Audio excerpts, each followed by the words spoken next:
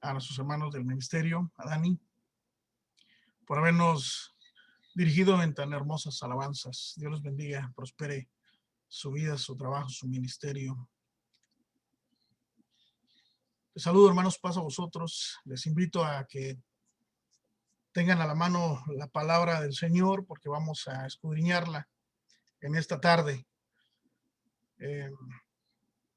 Por estas fechas del año pasado, estábamos compartiendo la noticia de que íbamos a vernos en la necesidad de cerrar los templos.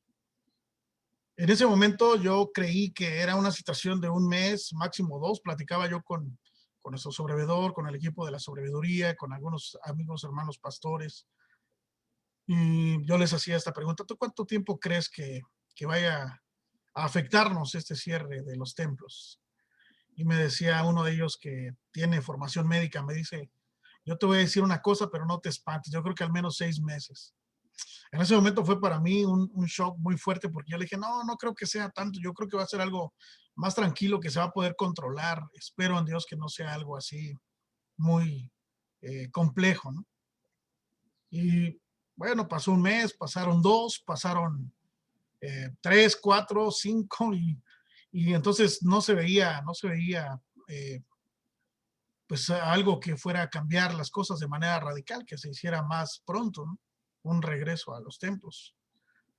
Y conforme ha venido suscitándose esto, pues nos encontramos ante pocas 2, 3 semanas previo a la Cena del Señor del año anterior, y decíamos: ¿cómo lo vamos a hacer? ¿Cómo lo vamos a celebrar? Nunca hemos hecho algo así en nuestra vida. ¿Qué podemos hacer? Por la gracia de Dios pudimos organizarnos, no solo como congregación local, sino a nivel general en todo nuestro país, y pudimos realizar el acto de la Cena del Señor. Si yo les pregunto hoy, hermanos, ¿cuántos creían que le íbamos a dar la vuelta completa y que seguiríamos en estas condiciones? Yo creo que muy pocos, o prácticamente ninguno, levantaría la mano, porque pensábamos en verdad que sería algo más, más fácil de sobrellevar. Sin embargo, hemos de reconocer que la gracia del Señor nos ha sostenido, hermanos. Bendito sea el Señor, la gracia del Señor ha estado con nosotros. Y precisamente yo quiero hablar acerca de la gracia en esta tarde. Efesios capítulo 2, versículo número 8, dice: porque por gracia sois salvos por medio de la fe. Y esto no de vosotros, pues es don de Dios. Porque por gracia sois salvos por medio de la fe, y esto no de vosotros, esto es un don de Dios, dice Pablo a los Efesios. Amén. Gracia, yo titulé así: gracia. 6 letras que lo cambian todo. Y estamos hoy nuevamente a pocos días, si Dios lo permite así, de participar nuevamente de la mesa del Señor. El próximo viernes ya.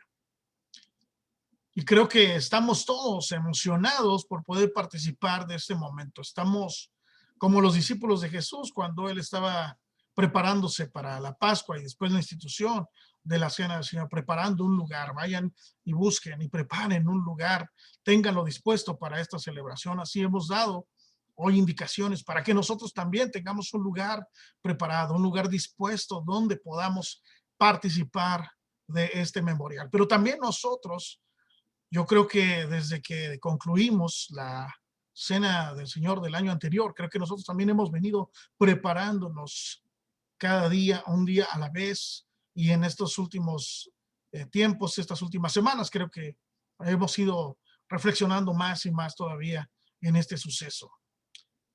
La mayoría de nuestros templos permanecen cerrados, solamente hay unos pocos, muy pocos a decir verdad, que están abiertos. Estoy hablando de todo el país, porque aun cuando el semáforo es verde, no significa que no exista la pandemia, sino que ya hay espacio para poder atender a los enfermos. Entonces, hay muy pocos santuarios que están abiertos. Estoy hablando en cuanto a la construcción física, pero hay muchos templos que están siendo habitados por el Espíritu y que se están levantando cada día en cada uno de nuestros hogares. Y por ese motivo de este virus todavía no podemos hacerla, al menos nosotros como localidad, de manera presencial una vez más. Pero en esta tarde yo quiero que nos centremos en lo que hizo posible que usted y yo, hermano, pudiéramos sentarnos a la mesa. Es la gracia. Esas 6 letras que lo cambian todo. Y yo quisiera que ustedes pudieran ahí en sus casas entonar conmigo un himno que es muy bello, que se titula La Gracia Inefable. Quiero preguntar si conocen este himno. ¿Conocen este himno, La Gracia Inefable? Es el himno número 196, La Gracia Inefable. Yo quiero invitarle a que lo cante usted con toda devoción, con todo afecto, con todo anhelo por el Señor. Porque lo que va a hacer posible, si Dios así lo permite, que usted y yo podamos sentarnos otra vez a la mesa con el Rey de Reyes, con el Señor de Señores, no es otra cosa más que la gracia de Dios obrada en nuestro favor. Este canto es bellísimo. Si usted puede cantarlo con un servidor, cántelo. La completa gracia de Jesús siento ya en mi corazón.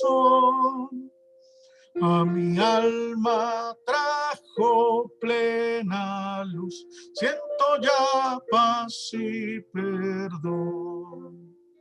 Es su gracia, gozo inefable, gloria plena, gloria santa, gloria es su gracia, infinita gloria, que jamás se ha dicho de ella la mitad. El placer que nunca pude hallar, en su gracia lo encontré. Este indecible gozo da esperanza, dicha y fe. Es su gracia, gozo inefable, gloria plena, gloria santa, gloria es su gracia, infinita gloria, que jamás se ha dicho de ella la mitad. La presencia del Señor en mí guía por doquier mi pie. La esperanza que me alienta aquí me dará valor y fe. Es su gracia, gozo inefable, gloria plena, gloria santa, gloria es su gracia, infinita gloria, que jamás se ha dicho de ella la mitad. No habrá lengua que pueda decir plenamente de su amor. No habrá nadie que pueda medir su largura, su ancho.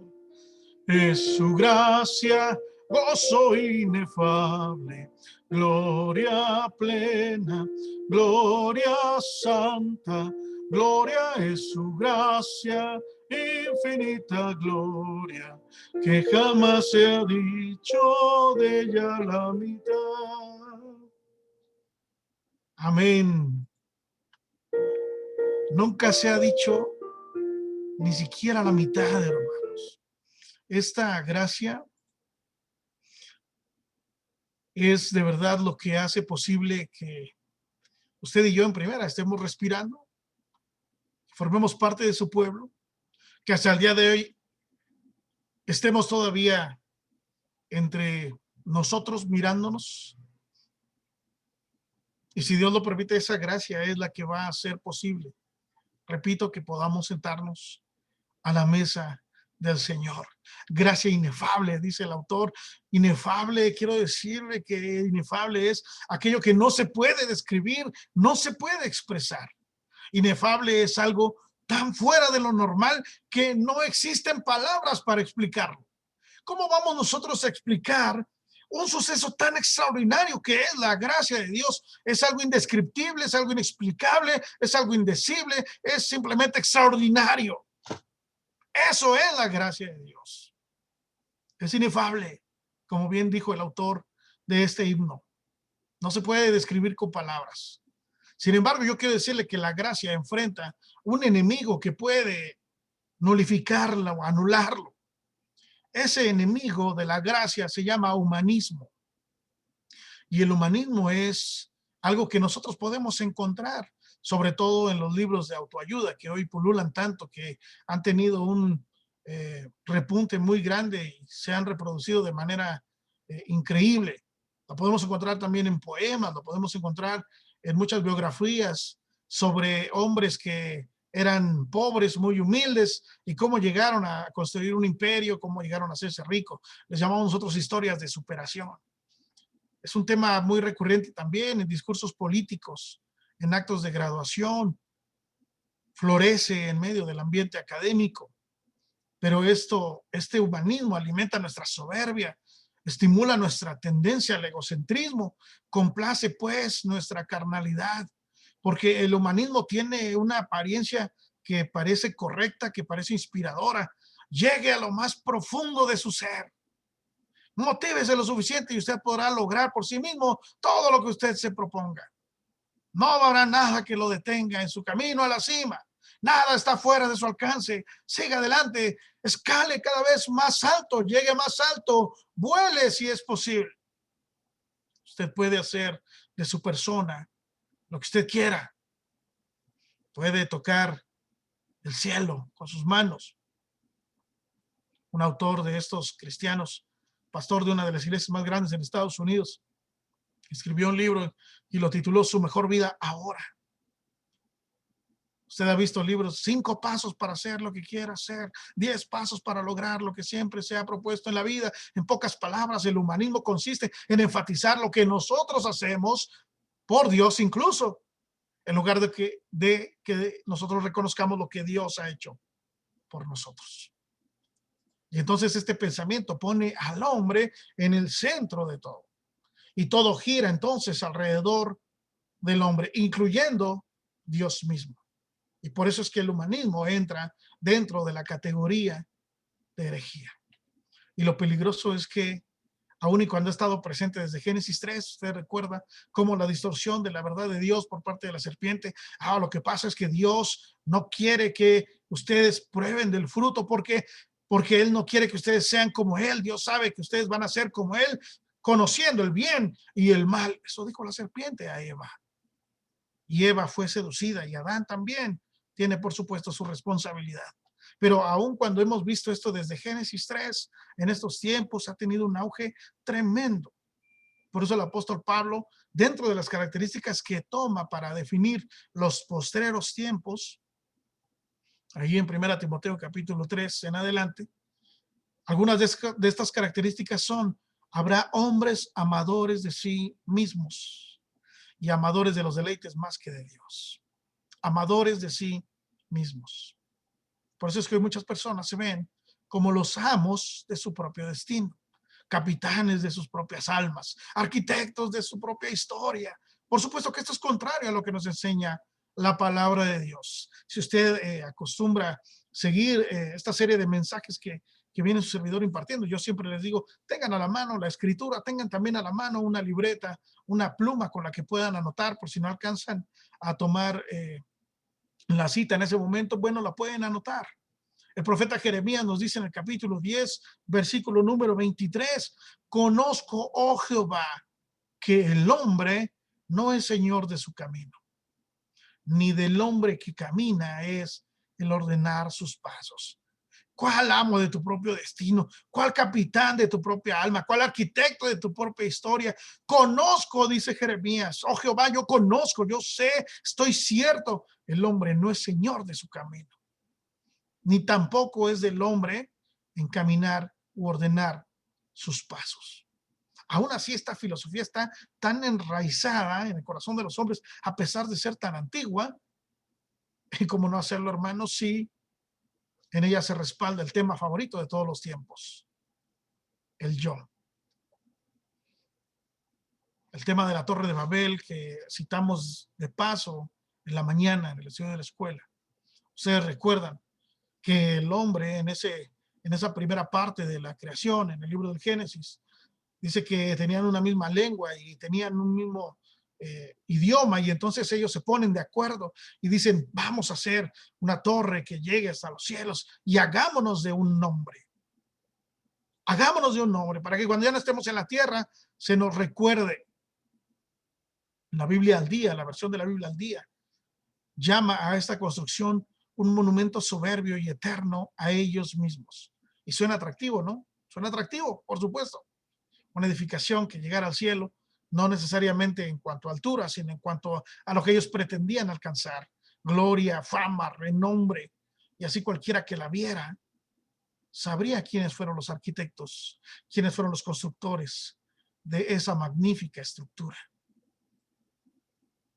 Muchos somos los que hemos caído en la trampa de pensar que podemos llegar a hacer todo lo que nosotros nos propongamos o poder lograr todo lo que nosotros nos propongamos lograr aparte de Dios. Hoy hay muchos construyendo sus propias torres de Babel, basándose en sus propios esfuerzos, con tal de ser famosos o lograr hacerse de un nombre con el cual los puedan recordar. Pero sus esfuerzos, que están centrados en sí mismos, son una herejía. Un evangelio, pudiéramos decir, de obras, lo que alguien llamó la meritocracia, por méritos. Y esto, en palabras de un autor, es un feroz asesinato de la gracia. Déjeme contarle esta ilustración. Un hombre murió y entonces es trasladado a la entrada del reino celestial. Y ahí se encuentra al ángel guardián que está asignado para permitir entrar a aquellos que van llegando. Y entonces está ahí esperándolo. Y cuando lo ve llegar, le dice al hombre, mira, así funcionan las cosas aquí. Tú necesitas al menos 100 puntos para poder entrar al reino. Tú me vas a decir, en este momento yo voy a anotar aquí, tú me vas a decir todas las buenas obras que hiciste y yo te voy a asignar una cierta cantidad de puntos por cada cosa, por cada obra que tú hayas realizado. Dependiendo de qué tan buena fue, será así la cantidad de puntos que yo asigne. Cuando tú acumules 100 puntos, entonces puedes entrar. Y este hombre dijo en su momento, ¿está bien? Me parece bien, me parece un trato justo. De acuerdo. ¿Comenzamos? Pues comenzamos, dijo el hombre. Ahí va mi primera. Estuve casado con la misma mujer por unos 50 años y nunca le engañé. Ni siquiera en mi corazón, ni siquiera en mi pensamiento. Y entonces le dice el ángel, magnífico, eso te va a equivaler a que tendrás una equivalencia de 3 puntos. Te equivaldrán 3 puntos. 3 puntos, dice el hombre. 3 puntos. Muy bien. También asistí a la iglesia toda mi vida y la sostuve con mis diezmos, mis ofrendas y mi servicio. Maravilloso, dijo el ángel. Esto, por cierto, tiene un valor de 1 punto. ¿1 punto? El hombre exclama, 1 punto. Pues, ¿qué te parece esto? Estuve trabajando entre los pobres de mi ciudad, dándoles de comer y dándoles ropa también. Fantástico, le dijo el ángel. Otros 2 puntos que vamos a sumar a tu cuenta. 2 puntos, dijo el hombre. 2 puntos. Bueno, si sigo así, solamente por gracia de Dios voy a poder entrar al reino. Bienvenido, le dijo el ángel. El humanismo, hermanos, es el enemigo más mortal de la gracia. ¿Qué puedes decir? ¿Qué puedes poner a tu favor? ¿Qué es la gracia? Yo estaba hablando acerca de ella, pero todavía no la he definido. Hablé incluso ya de un enemigo mortal que es el humanismo. Yo, y yo. Y después yo, y al último yo, y siempre yo. ¿Pero qué es la gracia? Vamos a tratar de definirla, ¿se acuerdan? La gracia inefable, indescriptible, no se puede poner en palabras, no se puede definir. Bueno, vamos a tratar de hacerlo, no en nuestras propias palabras, sino en las palabras de algunos que han dejado su entendimiento y su experiencia de la gracia para nosotros. Un pastor ya fallecido, maestro de la Biblia también, llamado Donald Barhouse. Él nos da una definición que yo creo que es muy, muy acertada acerca de la gracia. Él dice lo siguiente: el amor que asciende es adoración. El amor que asciende es adoración. El amor que sale hacia afuera es afecto. El amor que se inclina es gracia. En el mensaje anterior yo hablé acerca de este término. Cuando dije exactamente esto, que Dios se agachaba, que Dios se inclinaba, que Dios servía a su pueblo. Mostrar gracia es extender favor o bondad hacia alguien que no la merece y que jamás puede ganarla. El hecho de ser aceptados por Dios, por gracia, está entonces en contraste directo con el intento de ganar su favor por medio de las obras. Quiero que veas conmigo Tito, por favor, capítulo 3. Tito capítulo 3. Esta carta que Pablo dirige a uno de sus más fieles colaboradores, capítulo 3, verso 3 en adelante. Mira con atención lo que la palabra del Señor nos va a revelar en este momento. Porque nosotros también éramos en otro tiempo insensatos. Si pudieras voltear con alguien que esté a tu alrededor, pregúntale si tú eras insensato. ¿Era insensato? Y espero que no le diga, ¿eras? Yo era insensato. Yo era rebelde. Yo era extraviado. Yo era esclavo de concupiscencia y deleites diversos. Pablo dice eso. Nosotros también. No es un asunto que tiene que ver con ellos, con aquellos, con los externos. Está hablando de nosotros, del pueblo, porque nosotros también éramos en otro tiempo insensatos, rebeldes, extraviados, esclavos de concupiscencias y deleites diversos, viviendo en malicia y envidia, aborrecibles y aborreciéndonos unos a otros. ¿Hasta dónde llegaba nuestra perdición? ¿Hasta dónde llegaba nuestra pecaminosidad, nuestra perversión? No solamente éramos aborrecibles, sino que también nos la vivíamos aborreciéndonos los unos a los otros. Porque quiero decirte que el pecado destruye todas las relaciones. La primera que destruyó fue la relación de comunión con Dios, pero también destruyó la relación de comunión entre los hombres. Por eso es que hubo este problema tan fuerte entre Adán y Eva, culpando a Adán a su mujer.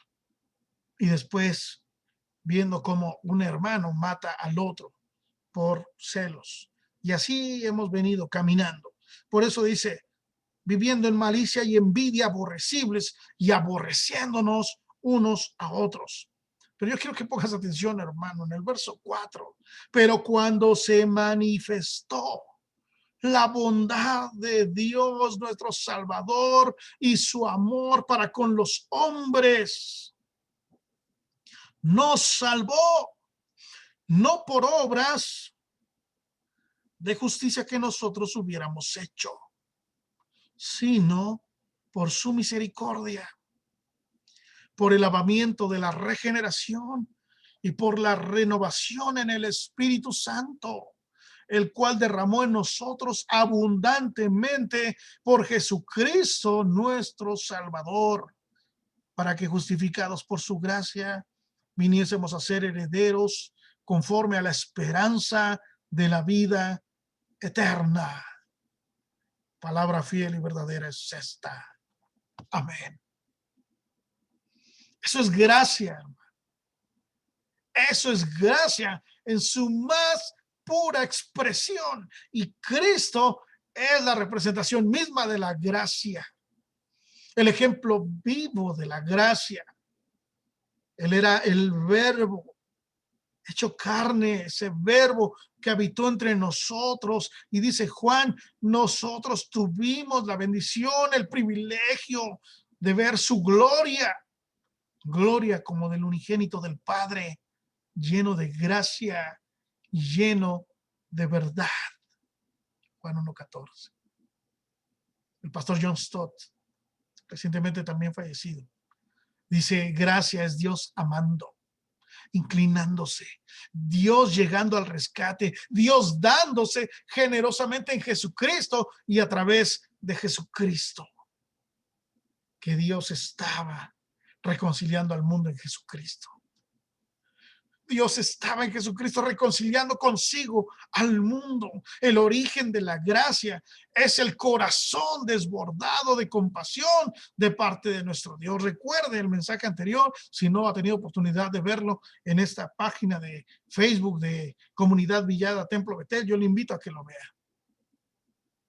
Hablando acerca de esto, el Dios compasivo, que se inflama de amor, que se deleita en dar gracia. De ninguna manera el que recibe algo lo está obteniendo porque se lo merezca. Benjamin Warfield, que fue también un teólogo, hablando acerca de la gracia, dice, el gratuito favor soberano hacia el que nada merece. El gratuito favor soberano hacia el que nada merece. Es decir, también aquí que la gracia es absoluta y es totalmente gratuita. Nunca se nos pedirá que se pague a nosotros. Incluso el simple hecho de tratar de pagarla es ya un insulto para aquel que la ha recibido y que la está dando. Y aunque quisiéramos, no podríamos hacerlo. Jamás de los jamases. Imagine usted por un momento que tiene un hijo pequeño que es todo corazón, toda ternura. Usted lo ama entrañablemente con todas las fibras de su ser. Y un día trágico, terrible día, usted encuentra que su hijo ha sido cruelmente asesinado. Después de una larga búsqueda, los investigadores encuentran al criminal y usted tiene varias opciones. La primera es que si usted usara los medios a su alcance para matar al asesino por el crimen cometido, usted estaría ejecutando una venganza. La otra sería que si usted se conforma con quedarse al margen de la situación y dejar que las autoridades se hagan cargo de esto y que realicen lo correspondiente, que haya un juicio, que se levanten cargos, que haya una declaración de culpabilidad y que se dé una sentencia que pudiera ser incluso pena de muerte, eso se llama justicia. Pero si usted intercediera por la absolución del asesino, si usted lo perdonara completamente, y si usted lo invitara a su casa, y si usted lo adoptara como hijo, hermano, yo quiero decirle, eso se llama gracia. Es incomprensible.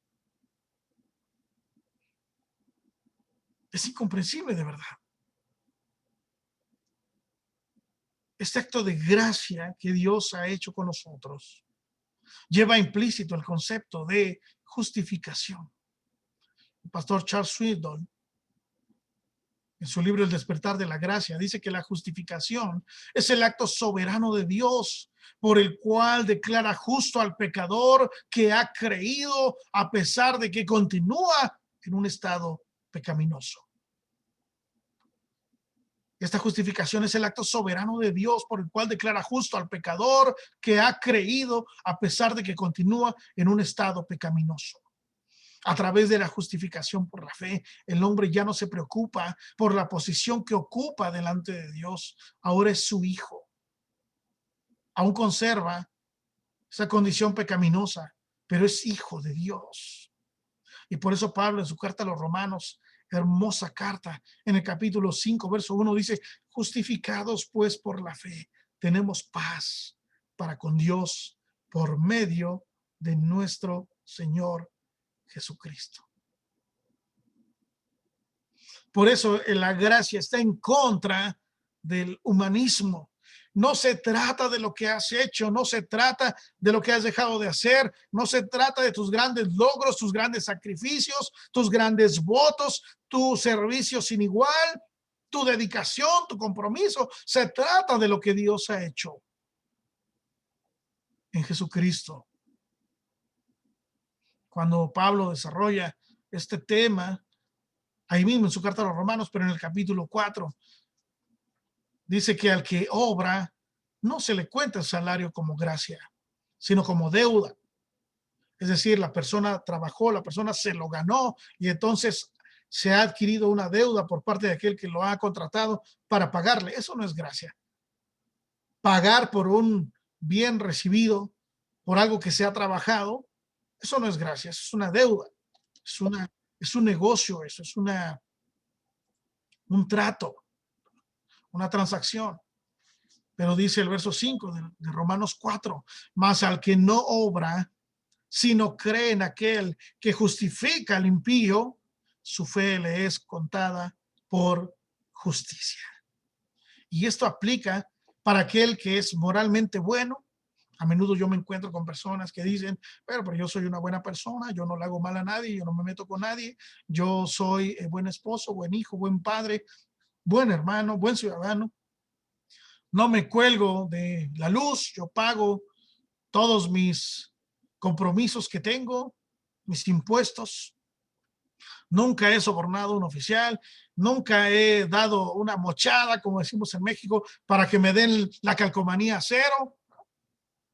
Yo nunca he hecho eso.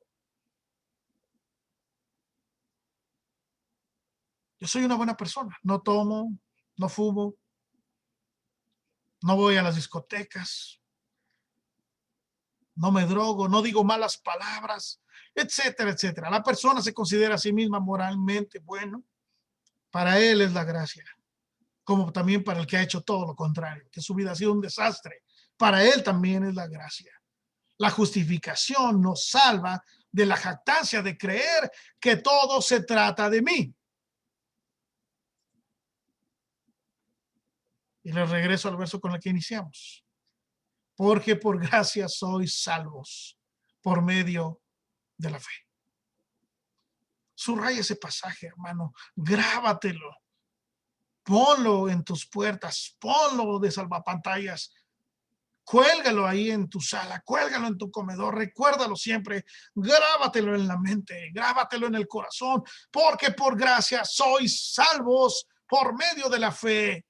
Y esto no de vosotros, pues es don de Dios, no por obras, para que nadie se gloríe.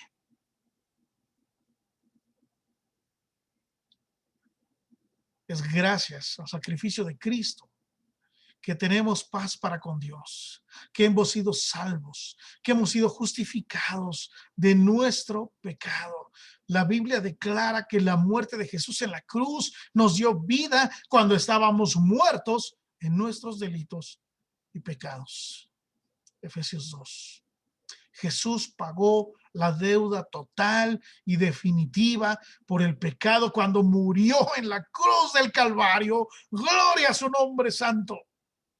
Gloria a su nombre santo. El pecado contra Dios debía ser pagado con la muerte. Y Jesucristo, nuestro perfecto sustituto, hizo el pago único y definitivo a nuestro favor. Eso le costó la vida. Como resultado, Dios otorga el don gratuito de la salvación a todo aquel que cree en su Hijo amado. A esos que creen se les dio potestad de ser hechos hijos de Dios. Hablando entonces de Jesús, Pablo dice, el cual fue entregado por nuestras transgresiones y resucitado para nuestra justificación. Esta selección de cantos que se hizo para este culto tienen ese propósito, tienen ese enfoque. Recordarnos el sacrificio maravilloso, único, irrepetible, inconcebible de Cristo Jesús por nosotros. Entonces, para ser salvo, ¿solo debo creer en Jesús? Mi respuesta categórica es sí. Así de sencillo, sí. ¿No debo agregar nada? No. Digo y subrayo que nosotros no contribuimos en nada a nuestra salvación. Esta no se gana, esta no se compra, es un regalo. Nuestros méritos en la carne, cualquiera que este sea, no valen nada. La obra de Dios, la obra de gracia de Dios, lo merece todo. He afirmado en otros momentos y lo vuelvo a citar. La única contribución, si es que se le puede llamar así, que hacemos a nuestra salvación son nuestros pecados. Si hay algo que traemos a los pies de Cristo para ser salvos, son nuestros pecados. Pecador, ven a Cristo Jesús. Así dice el canto. Mira al hombre. Yo quiero llevarte en tu mente. Sé que hablo con pueblo que conoce. El que no conoce la palabra del Señor puede después buscar este relato en los evangelios. Pero yo quiero que mires al hombre que está colgado de la cruz al lado de Jesús. La historia bíblica nos dice que a sus lados, de un lado y del otro, había dos malhechores. Jesús estaba en el centro.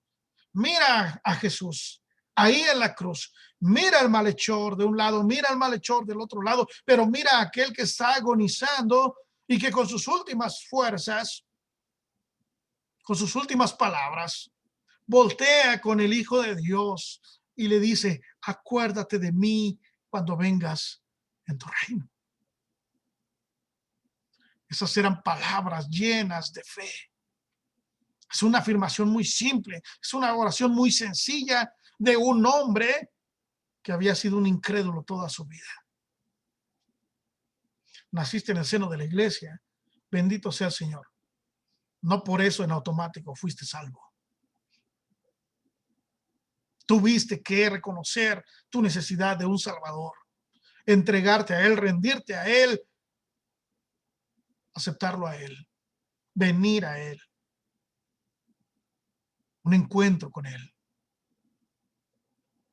No hay herencia, no hay tradición, no hay transfusión, no hay nada que pueda hacernos heredar la vida eterna aparte del sacrificio de Cristo.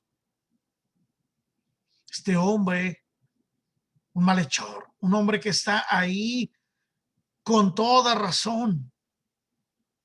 Y lo vemos aquí ya con sus fuerzas casi extintas, con la vida escapándose de su cuerpo, pero todavía es capaz de suplicar delante de Dios.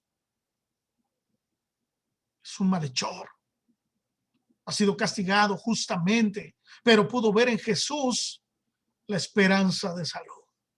Es Jesús para mí la esperanza de salud. Y solo en Él hallaré la divina plenitud. Oh, bondad tan infinita. ¿Ves por qué prefiero los himnos? Son teología pura. Más allá de sentimentalismos, son inspirados en las escrituras. Y entonces, regresando a esta escena, este moribundo puso su confianza total, absoluta en Jesús. No hizo obras buenas, no se bautizó, no diezmó, no se congregó, no guardó el sábado, etcétera, etcétera, etcétera. Pero hizo lo más importante, puso su fe en Jesús. Y esa fe operó en él para salvación. Qué grandioso Salvador tenemos. Qué glorioso Salvador tenemos. La única función de la fe, dice John Stott, es recibir lo que la gracia ofrece. Alguien dirá, entonces yo puse mi fe. Pues sí, pero aún la Biblia dice que la fe es un don de Dios. No pusiste nada más que tus pecados. Desarraiga de tu mente y de tu corazón ese pensamiento que es tratar de robarle la gloria a Dios por la obra que es exclusivamente suya. Gracia.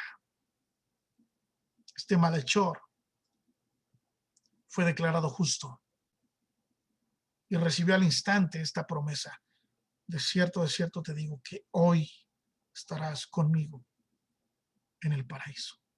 Eso es gracia, hermanos. Gracia. 6 palabras que lo cambian todo. 6 letras, perdón. 6 letras que lo cambian todo.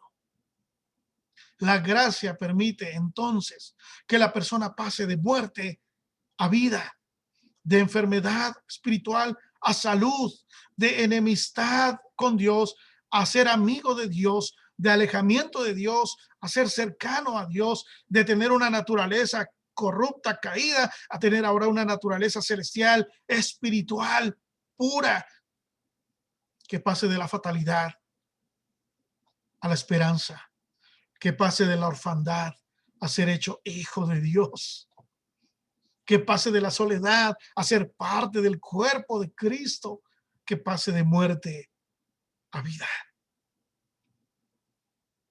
La religiosidad del hombre es mero humanismo, es darle cabida a ese pensamiento que dice, hágalo usted mismo y gánese la gloria.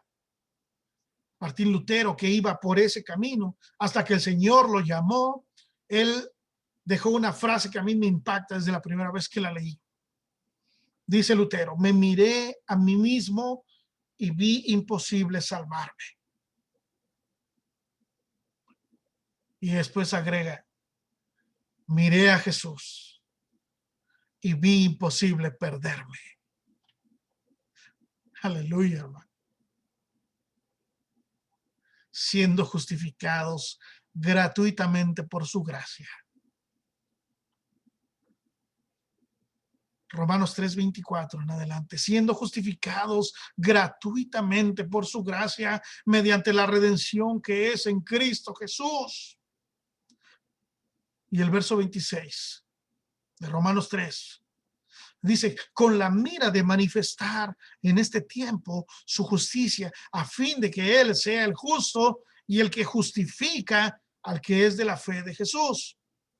En el verso 28, él desarrolla su argumento y dice en el verso 28, concluimos pues que el hombre es justificado por fe sin las obras de la ley. Cristo se llevó nuestros pecados. Ahí en la cruz, no solamente soportó la tortura, no solamente soportó las burlas, no únicamente soportó los insultos, soportó la misma ira de Dios en contra del pecador.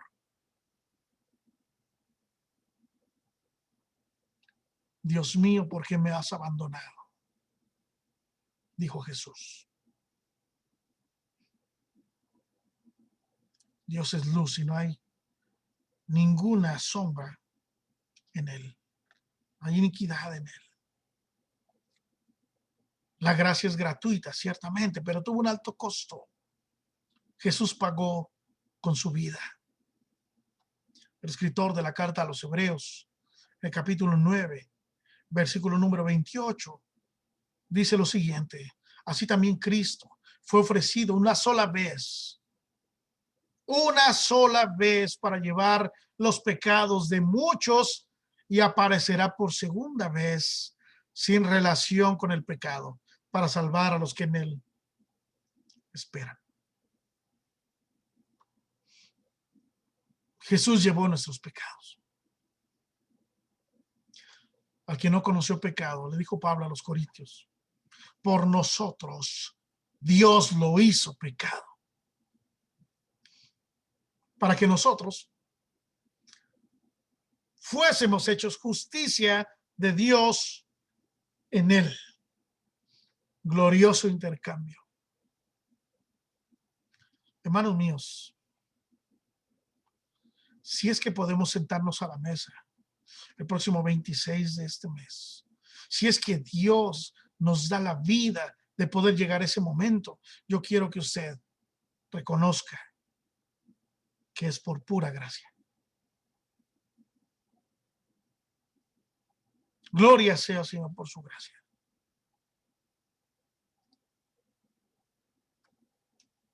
una agrupación musical llamada Torre Fuerte le dio una alabanza al Señor. No fue de su autoría, pero ellos la dieron a conocer. Muy importante. Por allá por los años 90. Y en el coro decía, y siendo un vil pecador, hoy como en tu mesa. Solo tu gracia le basta a mi corazón. Gracia, amados. 6 letras que lo cambian todo.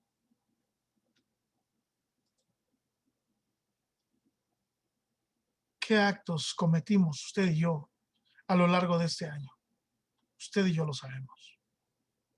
Si fuimos fieles, si fuimos infieles. Si buscamos a Dios con todo nuestro corazón, o más bien nos apartamos de Él. Si en verdad fuimos obedientes a su voz o fuimos rebeldes. Si fuimos luz o fuimos tinieblas. Si amamos o si aborrecimos. Si tuvimos compasión por el otro o si más bien fuimos duros o insensibles. Si realmente compartimos con generosidad o fuimos mezquinos. Si procurábamos y anhelábamos estar cerca de Él, o más bien eso nos causaba fastidio, enojo. Usted y yo lo sabemos. ¿Qué clase de vida fue la vida que tuvimos en el último año? Usted y yo lo sabemos. Considere usted atentamente esto. Hay quienes abusan de la gracia. Preste atención. Como pecador, yo merezco ser castigado. Como pecador, yo debo tener, por supuesto, miedo a la justicia. Y por lo tanto, como pecador, me espera la muerte. La paga del pecado es muerte. Por lo tanto, mi única esperanza de sobrevivir es la gracia. Desde el mismo instante en que yo, pecador, puse mi fe en Jesús, toda mi confianza en Jesús. La Biblia dice que yo fui declarado justo. Y ahora vivo en ese proceso de crecimiento hacia la madurez cristiana que se llama santificación. Día a día, poco a poco, yo aprendo lo que realmente significa vivir una vida que honre al Señor. Y eso es algo que no se logra de la noche a la mañana. Pero una cosa es cierta, es un proceso que se ha iniciado en mí. Desde el mismo instante en que yo creí y fui sellado con el Espíritu Santo, comenzó en mí una transformación radical. Y el que comenzó en mí la buena obra, la perfeccionará hasta el día de Jesucristo.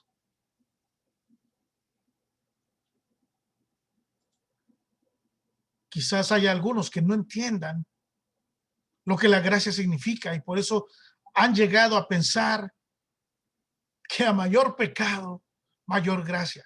Entonces pequemos más para que Dios derrame más gracia sobre mí.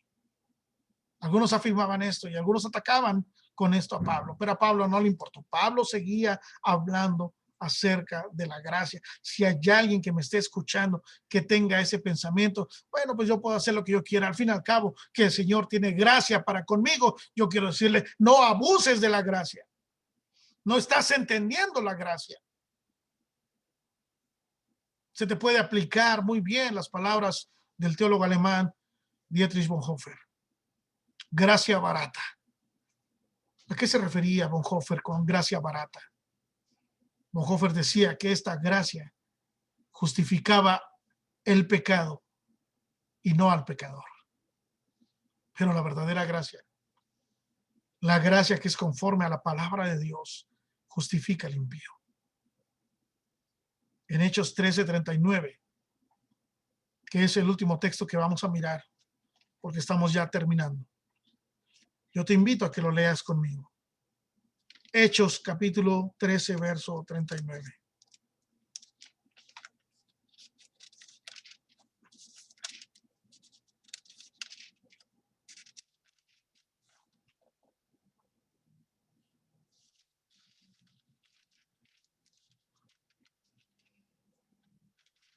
Un hombre que fue perseguidor y que será motivo de reflexiones posteriores, llamado Pablo, que escribió abundantemente acerca de la gracia.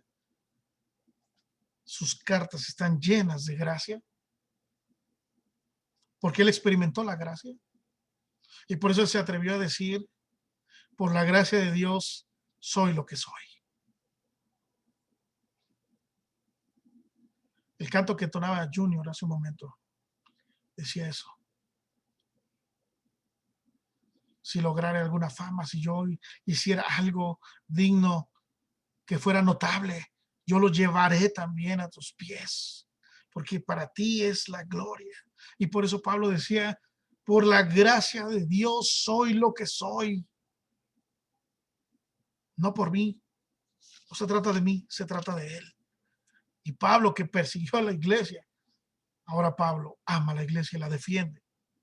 Y dice en este texto, hablando de Jesucristo, vamos a leerlo desde 38 para que cobre todavía más fuerza. Sabed pues esto, varones hermanos, que por medio de él, de Jesús, se os anuncia perdón de pecados, y que de todo aquello de que por la ley de Moisés no pudisteis ser justificados, él es justificado. En él, perdón, es justificado todo aquel que cree.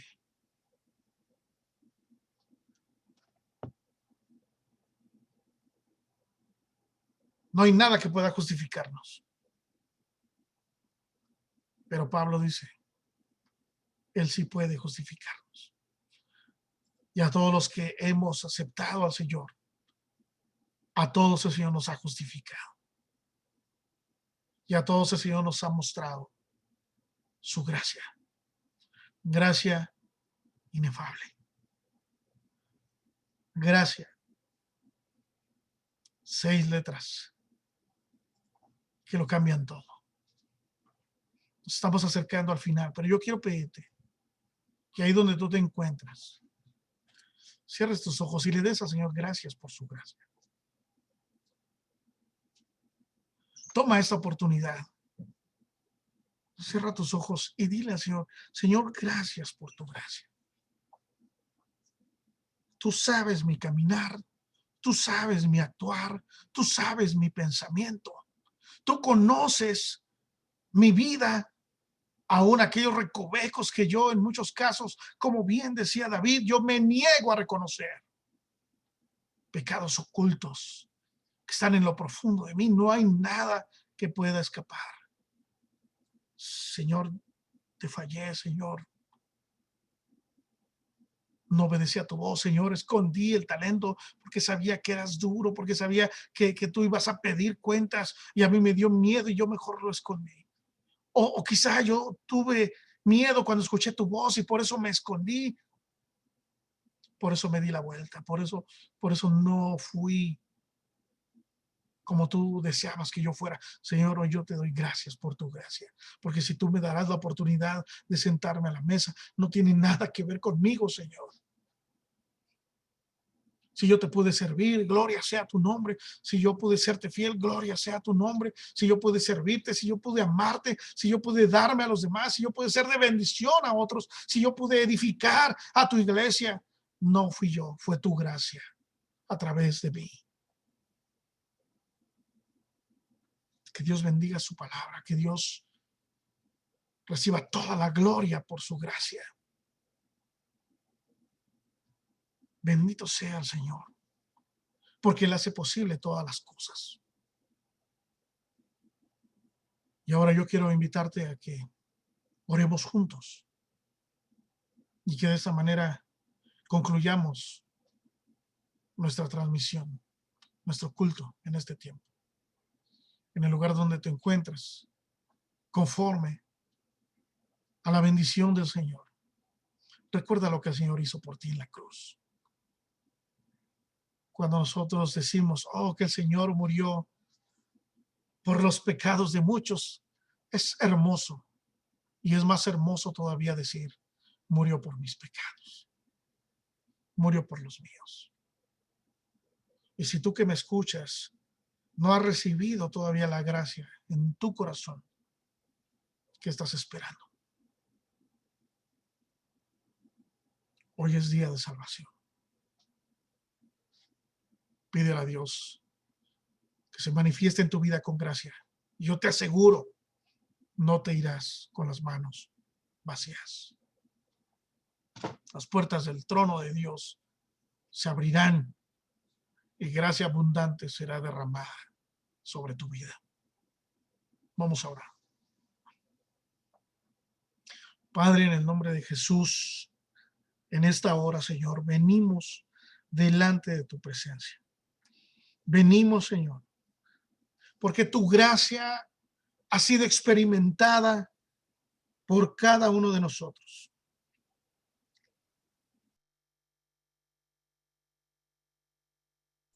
O quizás, Señor, debiera yo decir, vengo porque tu gracia se ha hecho manifiesta en mi vida. Vengo porque en Cristo Jesús yo soy justificado. Vengo porque a través del sacrificio de Cristo Jesús yo soy participante de una nueva naturaleza. Y porque no tiene nada que ver conmigo, tiene todo que ver contigo. De modo que yo no me gloriaré, sino en la cruz de Cristo que obró eterna redención. Si hemos de llegar a este tiempo de comunión en la mesa, será por tu gracia. Pero si no hemos de llegar, Señor, también será por tu gracia. Porque en tus manos están nuestros tiempos. Porque tú conoces nuestra condición. Y nosotros pedimos que se haga tu voluntad en la tierra como se hace en el cielo. Señor, en esta hora queremos suplicarte que sigas derramando gracia en nosotros. Si no hemos sabido valorarla o reflejarla, Señor, perdónanos. Acompáñanos. Restáuranos, Señor, levántanos, permítenos poder participar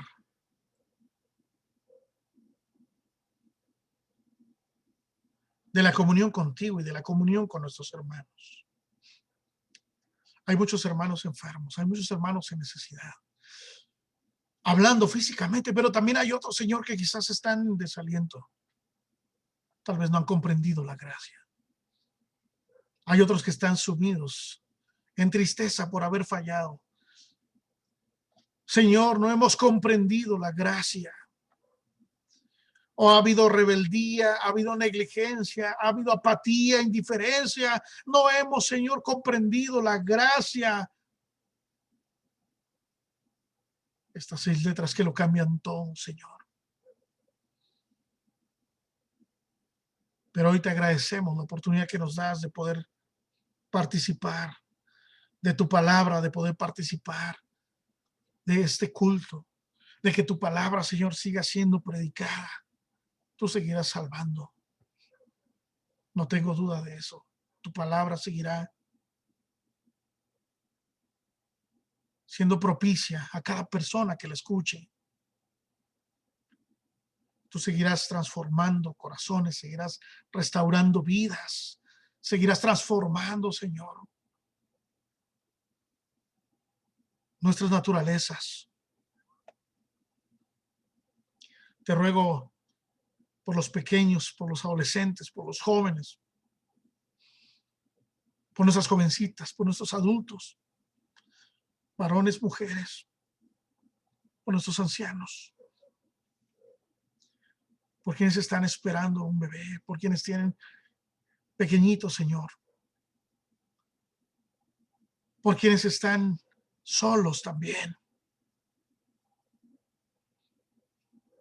por los sanos, por los enfermos, por los que realizan sus actividades fuera de su casa, fuera del hogar, por quienes lo hacen, Señor, dentro,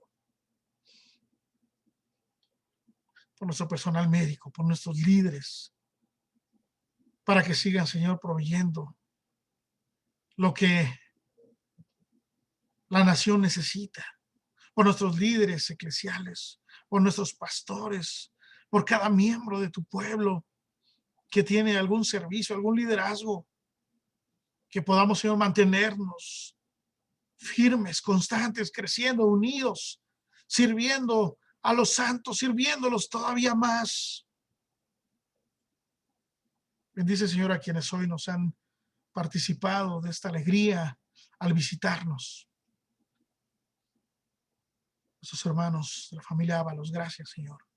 Gracias por doña Flor, gracias por la señora Lupita, gracias, Señor, porque estos medios también han acercado a muchos, si bien algunos no lo han aprovechado por diferentes circunstancias, muchos, Señor, sí lo han hecho, y que por razones de distancia o por razones, Señor, de trabajo o de limitación económica no habían podido acudir a tus santuarios. Señor, hoy están conectados recibiendo tu palabra bendita, gozándose en las alabanzas, teniendo acompañamiento. Ayúdanos, Señor, a cada paso, a cada momento. Recoge cada una de nuestras peticiones. Recoge, Señor, cada una de nuestras gratitudes. Permite que podamos disfrutar cada momento de nuestra vida a tu lado. Bendice a quienes pudieron conectarse. Bendice a quienes no pudieron hacerlo. Bendice, Señor, a quienes han de recibir esta palabra y quienes han de gozar con este culto tiempo después, en otros lugares que ni siquiera nos imaginamos, pero que tú ya en tus planes soberanos tienes presentes. Clausura este tiempo, clausura este culto y bendícenos, Señor, con toda bendición, y perdona nuestras culpas, perdona nuestras faltas y síguenos transformando a la imagen de tu Hijo. Te lo suplicamos, Padre, y te lo agradecemos, Señor, en el nombre de Jesús, nombre que es sobre todo nombre, el único nombre dado a los hombres debajo del cielo, en quien podemos ser salvos, el cual intercede por cada uno de nosotros, de día y de noche. En el nombre de tu Hijo amado, te lo suplicamos. Y ahora, mis amados hermanos, que la gracia abundante de nuestro Señor Jesucristo y el amor inalterable de Dios nuestro Padre, así como la participación activa y constante de su Santo y Divino Espíritu, sea con cada uno de ustedes. En el nombre de Cristo Jesús. Amén. Que el Señor les bendiga